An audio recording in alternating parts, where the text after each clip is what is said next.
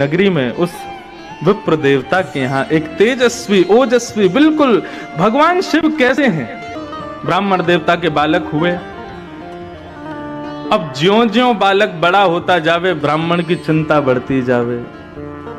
बालक इतना सुंदर शिव जैसा। शिव कैसे हैं? बोले जैसे चांदी का कोई पहाड़ हो ऐसे चमकते हैं महादेव। यदि कभी प्रकट हो जाए तो ऐसे दिखेंगे। बिल्कुल शिव जैसा वो बालक। उसकी क्रियाएं, उसकी मुस्कान, उसकी अलकावली, उसका मुखमंडल सबको देखकर के सुख लगता है।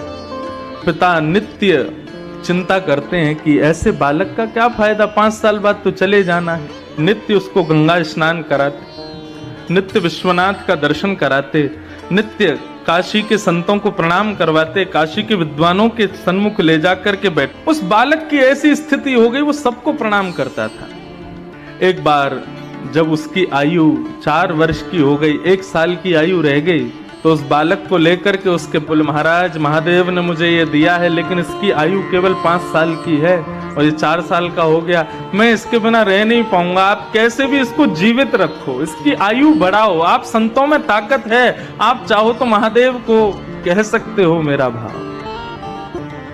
बोले यदि तुम चाहते हो ये बालक जीवित रहे तो इस पर संतों की इतनी कृपा हो जाए, इतनी कृपा हो जाए कि उस कृपा को महादेव चाहते हुए भी कभी नष्ट ना कर पाए। एक दिन आया और उस गली में महादेव के प्रथम 7 शिष्य सप्त ऋषि पधारे। सप्त ऋषि कौन हैं? भगवान शिव के पहले 7 शिष्य हैं। सप्त ऋषि पधारे। जैसे ही सप्त ऋषियों को उस बालक ने प्रणाम किया, सप्त ऋषियों ने आशीर्वाद दिया, चिरंजीवी भव।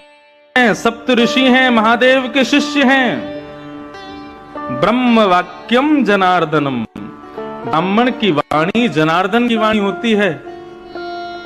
और मैंने ऐसा सुना है कि ब्राह्मण की वाणी को भगवान भी नहीं काट सकते।